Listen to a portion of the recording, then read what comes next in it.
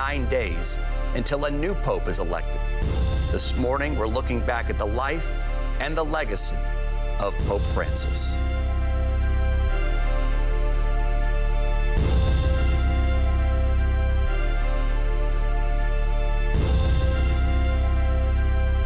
And good morning. Thank you for joining us for our special coverage of the death of Pope Francis. I'm Chris Gutierrez. And I'm Joe Gum. That's sad news out of Rome this morning while we were all sleeping. A live look at Vatican City this Easter Monday. The Catholic Church, all 1.4 billion members, has officially announced Pope Francis, the 88-year-old pontiff, has died. Carissimi fratelli et sorelle. Dear brothers and sisters, with deep sorrow I must announce the death of our Holy Father, Francis. At 7:35 this morning, the Bishop of Rome, Francis, returned to the house of the Father. His whole life was dedicated to the service of the Lord and His Church. He taught us to live the values of the Gospel with fidelity, courage, and universal love. The Pope passing away not even 24 hours after welcoming the faithful and leading part of Easter Sunday Mass at the Vatican St. Peter's Square. Pope Francis was still recovering, of course, from double pneumonia, which nearly killed him. You'll remember he was hospitalized for 5 weeks, and because of that, he was unable to take part in several services last week, so he delegated cardinals to lead most of Holy Week. His severe respiratory infection left him unable to speak in public for long periods of time. Now, despite that, however, the Pope was determined to be visible over Easter, sticking to tradition and leading the blessings at Sunday's Easter service in the Vatican's St. Peter's Square. Here's part of that blessing delivered in Italian. Cari fratelli e sorelle, buona Pasqua.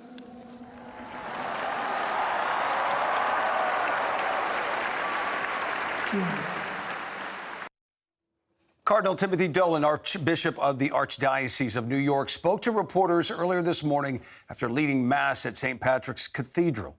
Here he is reflecting on the life and death of Pope Francis.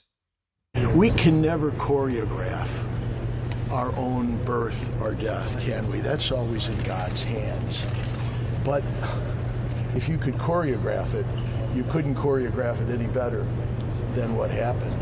The last time we saw him, Easter Sunday, the last words, a blessed Easter, as he gave us his blessing.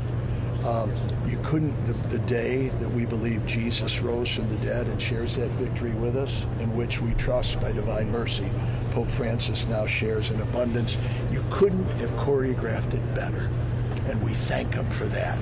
The way he lived and the way he died, he was a great teacher, which the Pope is always called to be. Correspondent Barbie Nadeau is live for us in Rome with the latest on the Pope's passing. Barbie, the Catholic Church is in mourning today. What are you hearing out of the Vatican? How the Pope spent his final hours with the faithful, blessing them, wanting to be out with the people, and then the Vatican announced his death hours later. I'm sure there was some sort of shock of the 1.4 million Catholic members. Billion, excuse me.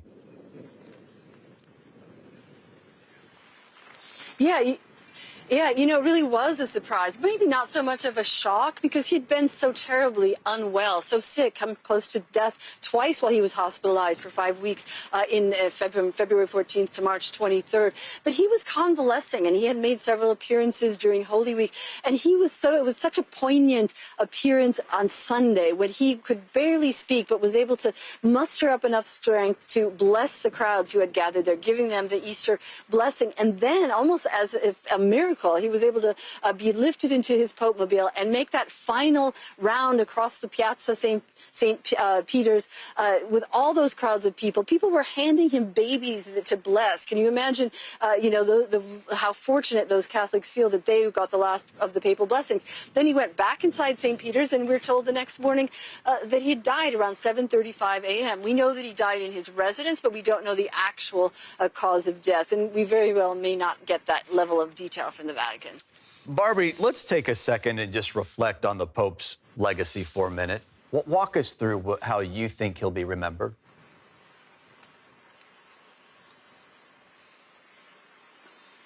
Well, you know, when he was elected, one of the first trips he took was to the tiny island of Lampedusa. It's an Italian island close to the coast of North Africa that is basically ground zero for the irregular migration issue that Europe faces, that most of those people coming in through Italy. He made his first trip there. He was very much a man of the people, a pope of the people. One, you know, will be remembered for reaching out into the margins and trying to make everyone feel welcome in the church. When he had a birthday, he didn't invite those decorated cardinals. He invited homeless people from the city of Rome to celebrate his birthday with him inside Vatican City.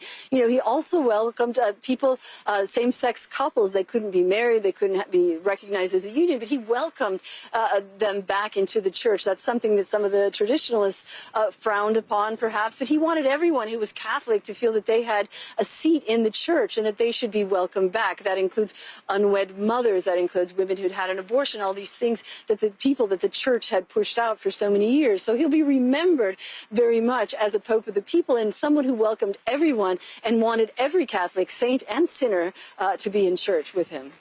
What happens now? The Catholic Church is essentially without a leader right now. What are the next steps to electing a new pope?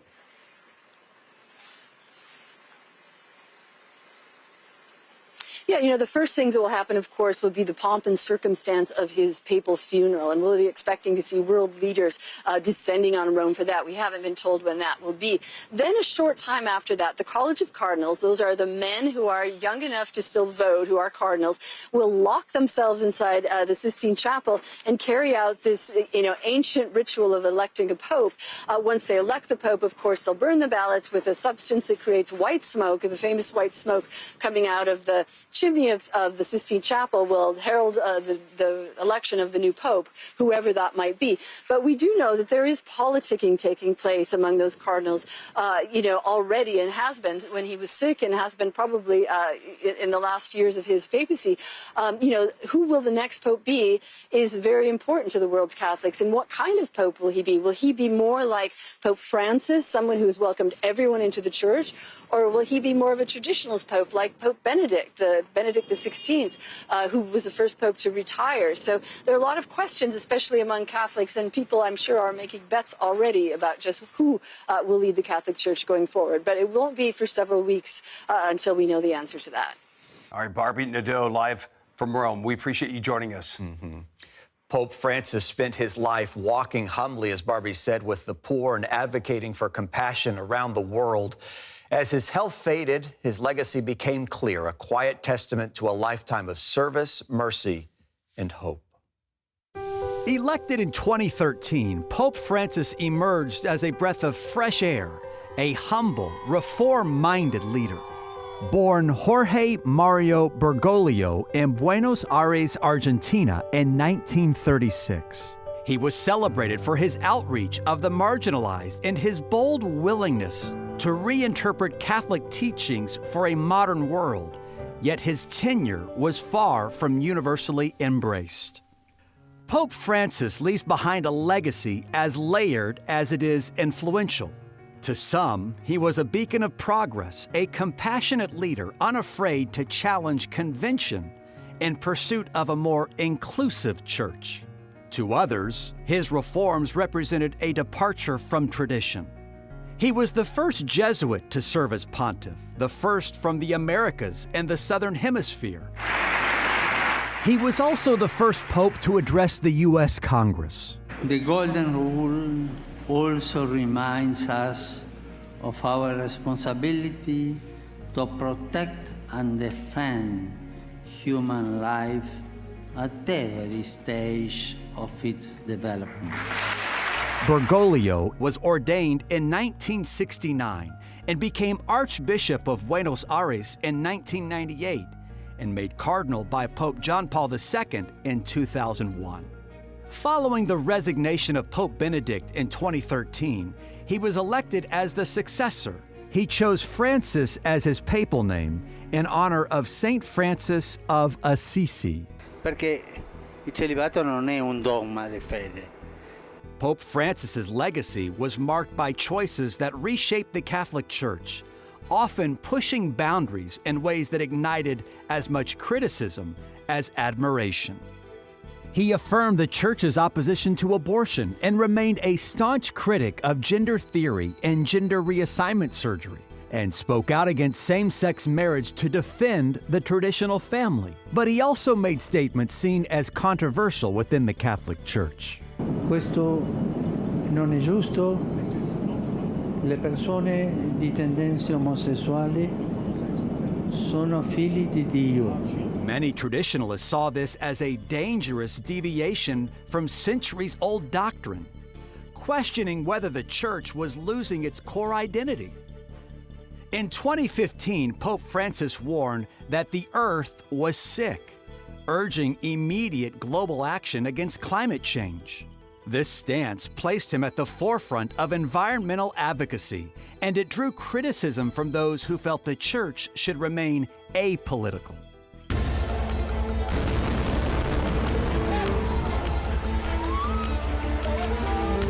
Amid escalating tensions in the Middle East, he repeatedly championed the plight of Palestinians, calling for the immediate release of hostages and condemning the violence, a stance that, according to CNN, was interpreted by some as taking sides in a deeply polarized conflict. Equally contentious were his remarks on modern reproductive ethics. He denounced surrogacy as inhumane and despicable, a strong condemnation that ignited fierce debates about the evolving nature of family. His language left many wondering where the balance between compassion and tradition truly lay. These bold moves were energizing a large segment of progressive Catholics, while also exposing deep fault lines within the Church. For many, Pope Francis was a visionary reformer, an advocate for mercy and inclusion. But for others, his reinterpretations of doctrine, whether on sexuality, family, or the environment, challenged the very foundation of Catholic tradition. And now, with his passing during this Jubilee year, a timely tradition reserved for renewal, forgiveness, and profound spiritual reflection, the impact is even more profound. His death now gives the celebrations a tone of mourning and introspection.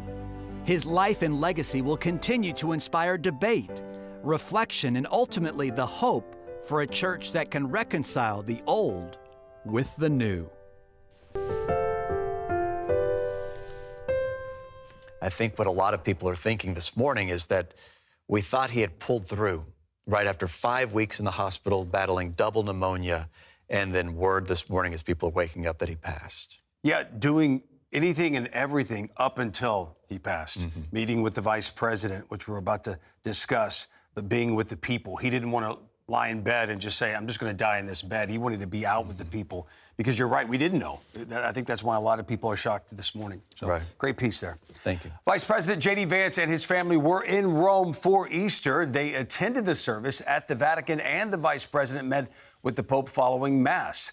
Correspondent Julia Binbrook is live from the White House with reaction. And Julia, good morning. What can you tell us about the vice president's meeting and visit with the Pope yesterday?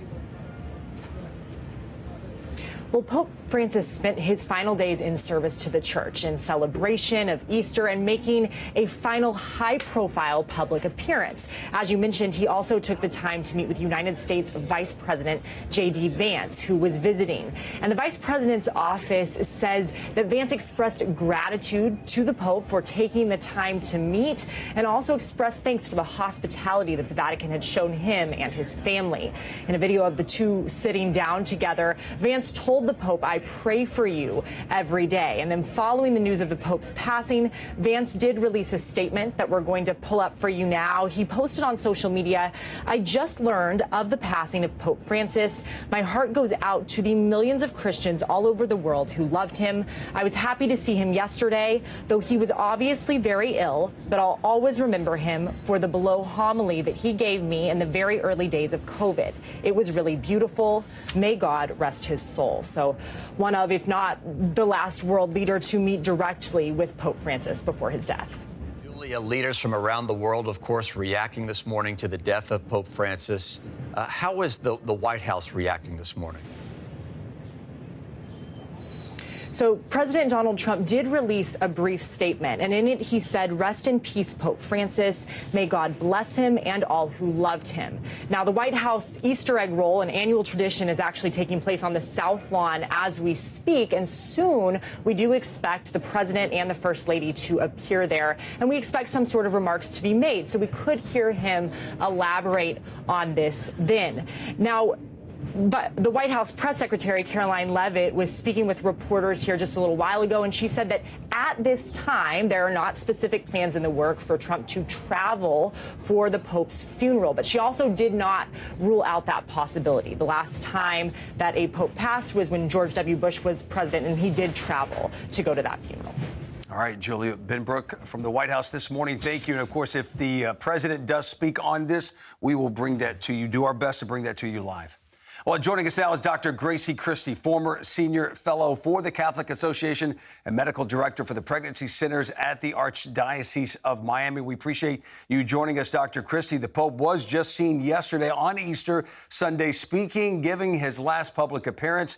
What strikes you most about the Pope passing on this day after Easter? Well, what strikes me most is the way that he was at his post to the very last minute. My daughter, our youngest daughter, is a teenager. She just spent Holy Week in Rome, and she was with him. She was with him at his last three appearances, his public appearances, and she was stunned by how weak and frail he looked. In fact, she called us from Rome and said he doesn't have long to live.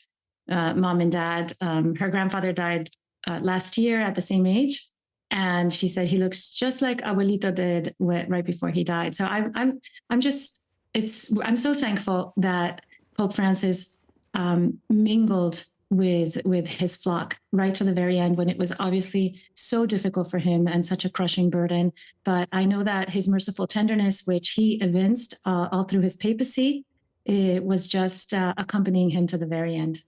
You know, when you talk about your daughter and her abuelito, which is a term of endearment for grandfather in Spanish, you know. It makes me think of how special it must have been for her. Talk to me a little bit more about your daughter's time with the Pope in these final days and what she learned from that. Well, first of all, she had the wonderful experience that I recommend to all Catholics, if they could make their way to Rome one day, to spend Holy Week in Rome and really live deeply the mysteries of the Passion, the suffering of Christ, the way that he gave us everything on that cross, and then the resurrection. So I know that for my daughter to live those days of real connection with Christ, and then see the representative of Christ on earth, who is the Pope, right? He represents Christ to us as the Holy Father, and to see him in a way shouldering his own cross, enduring his own passion, climbing up the hill of Calvary, and then finally laying down his life. Was a very beautiful thing. I know that all Catholics around the world are seeing the death of the Pope that way, as he dies right at the end of Holy Week, and hopefully, we believe, is standing before the throne of God today, this wonderful Easter Monday. Dr. Christie, what was the difference between this Pope and others? Because we know that you can describe him with service and compassion, but he carried his own bag. He drove an old car. He paid his own bills, and he didn't even like the protective gear around his Pope mobile. He wanted to be with the people in service of them to God, and touch them, pray for them, lay hands on them, talk with them, care for them, give them money. Was that the difference in your eyes? When he became Pope, Cardinal Bergoglio, he took the name of St. Francis of Assisi. And I think that was the moment that he put a stamp on his papacy. He could have taken the name of the founder of the Jesuit order, St. Ignatius of Loyola, but he decided to take the name of St. Francis, the founder of the Franciscans. And St. Francis was characterized by his absolute simplicity and humility. And Pope Francis, right from the beginning, he went right for that. And he gave up all these trappings of pomp and circumstance around the papacy. He lived in a sort of a guest lodge, the Casa Santa Marta in the Vatican, instead of the magnificent papal apartments. And as you say, he mingled with the people in a way that we haven't maybe ever seen in the papacy, or at least for many hundreds of years. And that was something that he did with such naturalness, such simplicity. And I think that was a great secret of his, of how he was able to enter into the hearts of so many people, Catholic and non-Catholic alike. He also had, like Pope Francis, a great devotion to the poor, the people who are on the peripheries, as he called them. And he felt that the church had to be very much not hunkered in on itself, but always facing outwards and going out to the edges and to the margins and finding everyone, all the sheep, all the lost sheep. All of us are lost sheep in one way or another, but some of us are further away. And he wanted all those sheep brought into the fold. Dr. Christie, talk to us a little bit about the significance of just being the first Jesuit to become a pope, and also the first pope from South America. Well, on the Jesuit side, that was very significant. The Jesuits have their own style and their own way of doing things. And I know that he brought that to the papacy in ways that maybe were surprising. When it first started, he liked to say that he liked to throw that the church should be like a family. And sometimes you throw plates, right? Like you get in an argument and you throw plates across the kitchen. And maybe that's a little shocking to hear from the Pope, but to me it rang very true as a Hispanic. Going to the second part of your question, it was so wonderful for us Hispanics to see a man from the global South, from Latin America, elevated to that position. It's not something we expected. It's obviously the first of its kind. And what we saw in him was recognizable. We saw the familiarity of that sort of intimate connection that maybe Hispanics have. I don't know, maybe it's a style or a kind of ease of communication, maybe not so polished or political. And Pope Francis had that in spades. It was really special for us as Hispanics to have sort of our own father or grandfather as the Pope of the great church. Dr. Grace Christie, thank you so much. And please let your daughter know that we're also thinking of her, because for her to be so close in those final days must have had a profound impact on her as well. Thank you very much for the context this morning. Thank you. And thank you for great coverage today on the Pope's death. Thank you. Let's bring in Father Frank Pavone, National Director of Priests for Life, National Pastoral Director of Rachel's Vineyard and the Silent No More Awareness Campaign, and President of the National Pro-Life Religious Council. Father Pavone, let's just, before we get into questions, give us your thoughts, what you think and what you thought when you heard the announcement this morning. Well, of course, for Catholics, the Pope is a central figure in our faith, and so there's always a sadness. It's also a teaching moment that to realize it is Jesus Christ who's head of the church. Popes are called the Vicar of Christ. It's a referential term, and so a pope is responsible for faithfully echoing and teaching the teachings that have been handed on from the last 2,000 years plus. So popes sometimes do that job better than others.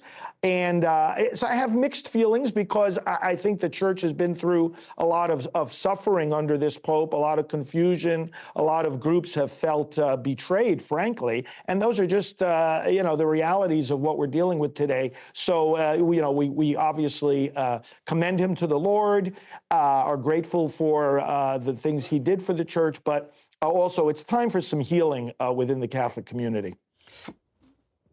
Can we talk about just the pushing of boundaries for a second, please? And your thoughts on, because Pope Francis was criticized for doing that. Yes.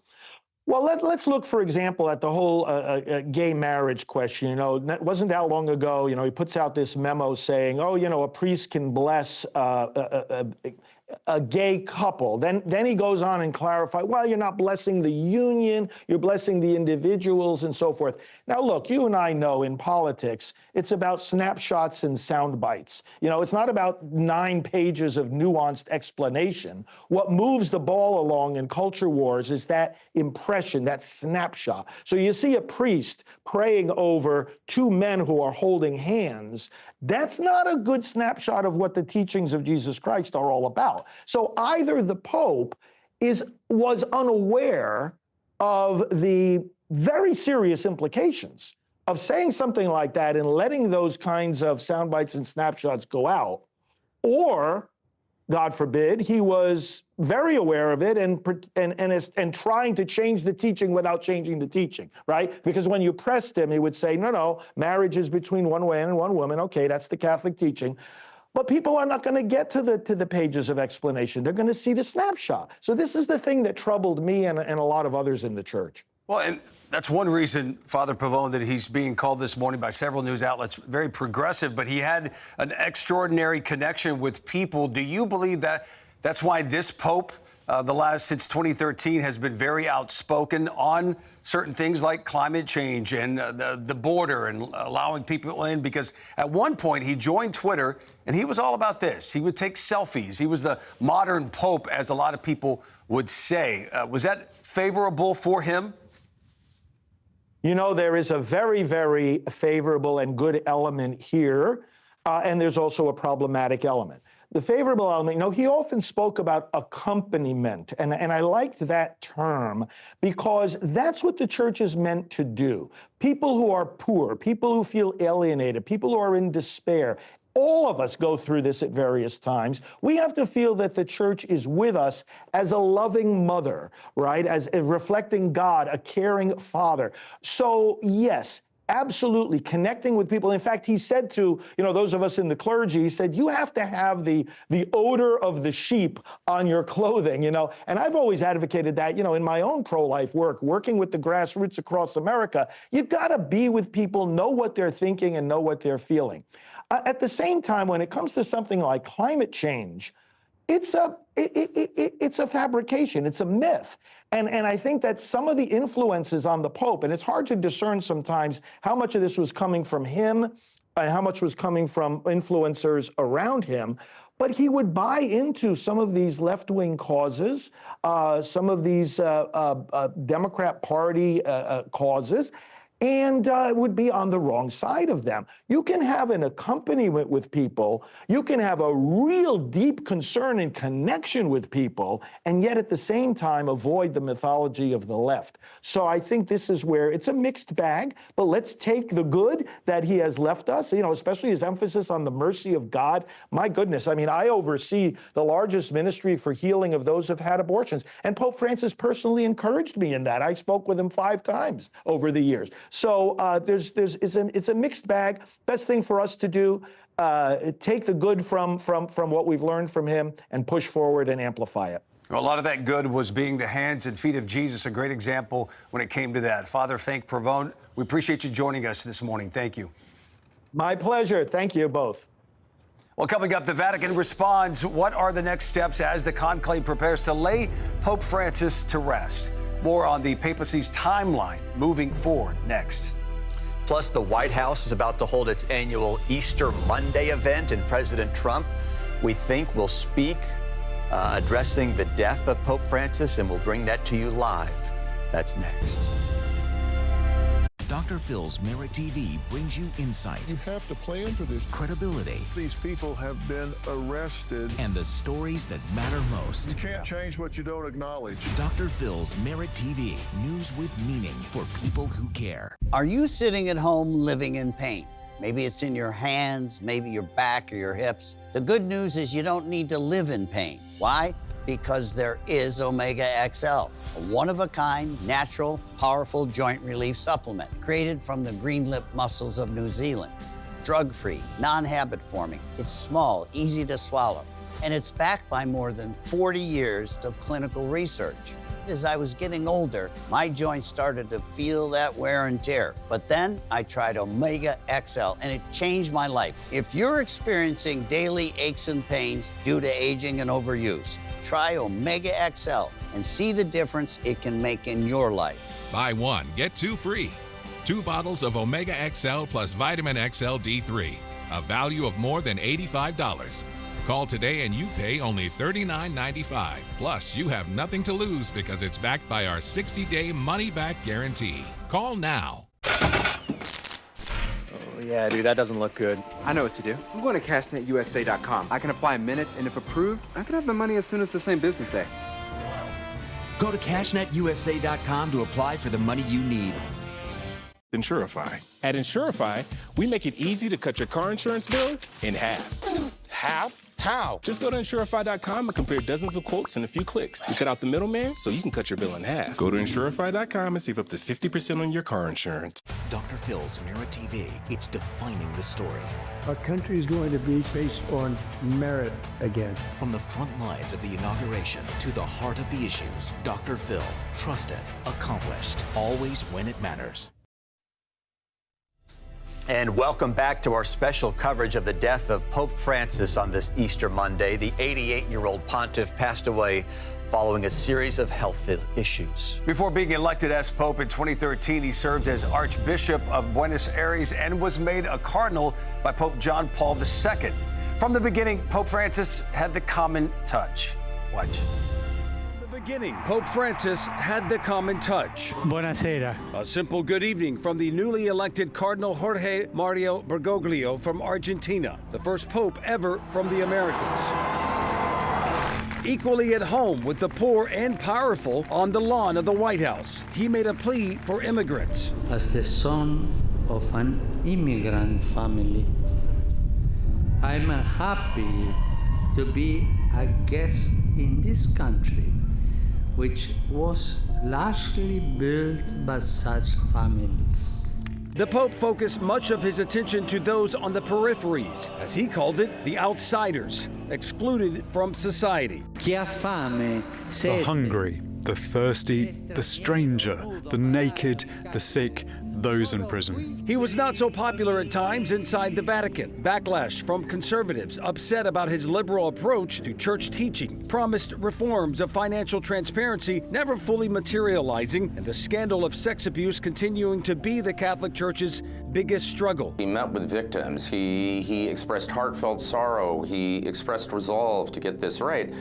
But, you know, most critics, many victims, would say that that wasn't matched with a policy follow-through. When the coronavirus pandemic hit in 2020, this image of the Pope blessing the world from an empty St. Peter's Square became a symbol for that desolate time. Francis urged nations to share their vaccines with poorer countries and vaccinated hundreds of homeless and underprivileged at the Vatican. From the beginning of the war in Ukraine in 2022, Francis was an outspoken advocate for peace. Francis avoided outright condemnation of Vladimir Putin, but publicly appealed to the Russian president, saying, quote, begging him to stop for the love of his people. He made similar appeals for peace during the conflict in the Middle East, saying that the Israel-Hamas war had descended into terrorism. He insisted that war is always a defeat and said self-defense that is not proportional is immoral. Francis's most important message was one of fraternity, that we are all brothers and sisters despite our differences. Barbie Nadeau is live in Rome for us with the latest. Barbie, the Catholic Church is in mourning today. What are you hearing out of the Vatican at this hour? The Pope spent his last hours with the people. Then hours later, it was announced of his death.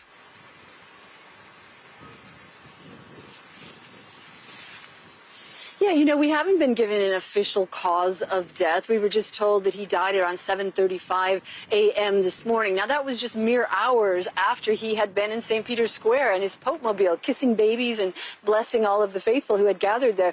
He was able to muster up enough strength to bless the crowds and wish everyone a happy Easter, but he was clearly very, very unwell even yesterday. And, you know, he has been convalescing since getting out of the hospital with double pneumonia on March 23rd. His doctors told him to stay away from crowds. Clearly that wasn't advice he took, but he definitely wanted to be with the people until the end, and he certainly was.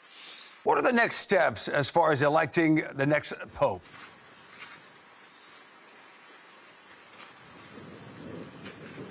Yeah, you know, there's a set of circumstances and pomp and circumstances, basically, that has to happen. He will be lying in state as of Wednesday, we're told. He'll be placed inside the coffin in which he'll be buried tonight around 8 p.m. local time. And then after his funeral, which we can expect to be attended by world leaders from everywhere, there will be the conclave. That's when the voting members of the College of Cardinals, those young enough to vote, lock themselves inside the Sistine Chapel and carry out this very secretive process of electing the next pope. Now, that could take anywhere from 1 day, 1 vote, a week, month, could even take years. There is absolutely no limit into the amount of time they are given in order to elect the new pope. And then when they have made their decision, we'll see that famous white smoke coming out of the chimney of the Sistine Chapel. But that will be many weeks from now. There's a lot that has to happen before those College of Cardinals begin voting for his successor. We've heard from the Vatican officials there. We've heard from world leaders, including President Donald Trump. What are you hearing from people on the street? Again, as you mentioned before, he spent his final hours blessing those, and that was what this Pope wanted to do. He wanted to be out with the people, even getting rid of the Pope mobile, the plastic surroundings. He wanted to touch people, bless them, pray for them. He has done that through his tenure. So what are they saying? Because, again, he was out, and then all of a sudden they're announcing that he died.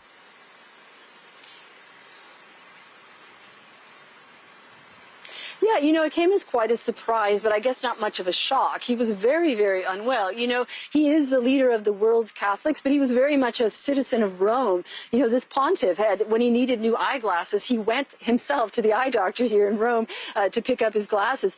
The church under his leadership basically opened up the Vatican to the homeless. You know, he invited homeless people to celebrate his birthdays with him when he was well a couple of years ago when he was feeling better. You know, his almsman, his charity worker, gives the homeless people of Rome permission to sleep basically around the perimeter of the Holy See, of the St. Peter's Square, that giving them blankets in the winter and ice cream in the summer. And, you know, he was really very much a fixture in this community. He would go to the Church of St. Mary Major. That's a church where he liked to be buried. He went there often to pray instead of praying inside St. Peter's Basilica here behind me. And so he'll be very much missed, obviously, by the world's Catholics, but he will be very much missed as well by the citizens of Rome. Yeah, he was definitely about service and compassion, and we saw that play out with the Pope. Correspondent Barbie Nadeau is live in Rome with the latest. Thank you, Barbie. Chris? Thank you, Joe. The U.S. Supreme Court has temporarily barred the Trump administration from deporting a group of Venezuelan migrants under the Alien Enemies Act.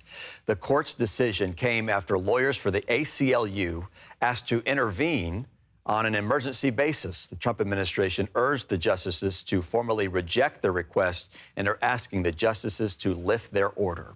Secretary of Defense Pete Hegseth is being linked to the messaging app Signal yet again.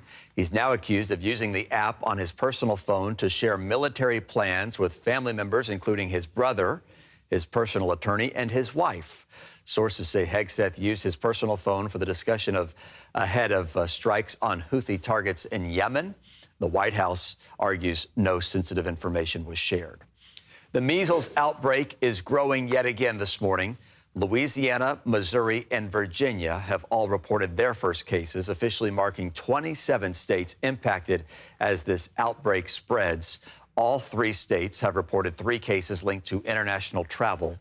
These cases come amid the spiraling outbreaks in Canada and Mexico, with 800 cases in the U.S., 880 in Canada, and 433 in Mexico. Those are the other headlines making news this morning. Coming up, the world is in mourning as we learn more about the Pope's final moments. That's next.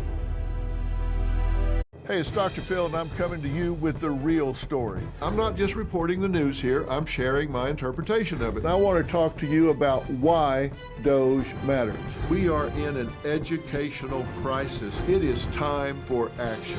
They need to be held to a standard. Are they doing their job? Who is not against fraud, waste, and abuse? That's the real story. Check out Dr. Phil's The Real Story on the news on Merit TV and subscribe on your favorite podcast service. I thought we had a plan for Dad. He was set to go to the senior living community right by my house. Then a friend suggested I talk to a place for Mom. They really opened my eyes. My advisor listened and understood his needs and showed us options that were still nearby, but a better fit for Dad. Now he's in a warm, engaging community with a big group of friends. I know we made the better choice. For free senior living advice, go to aplaceformom.com. The poverty is unimaginable. There are people who are struggling. This is where she washes the dishes. If you're ever going to allow your Christian faith to rise and to do something for God's chosen people, now is the time. This is the home of Galina. She's 96 years old. This is what she had to eat for today. She has one pot with water and wheat. My father was killed by the Nazis, and I was an orphan. I didn't know about God.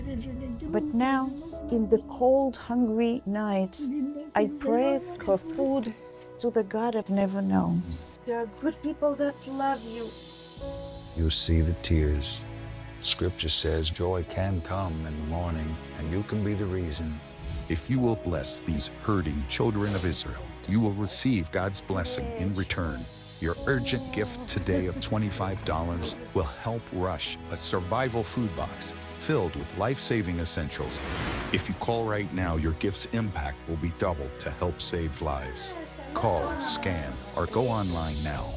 I'm not exaggerating when I tell you, I don't know how much longer she could have waited for us to come. I can't even grow my food anymore. What will happen to me? I'm doomed to starve. Tens of thousands of elderly Holocaust survivors in the former Soviet Union are living in extreme poverty, hungry, and forgotten. But through the International Fellowship of Christians and Jews, we can bring them hope. Eggs. It's my favorite food. May you be blessed. You say to them, we see you and we're here to help. If you call right now, your gift's impact will be doubled to help save lives. Are you looking for a walk-in tub for you or someone you love? Well, look no further. A Safe Step walk-in tub is the best in its class. The ultra-low Easy Step helps keep you safe from having to climb over those high-walled tubs, allowing you to age gracefully in the home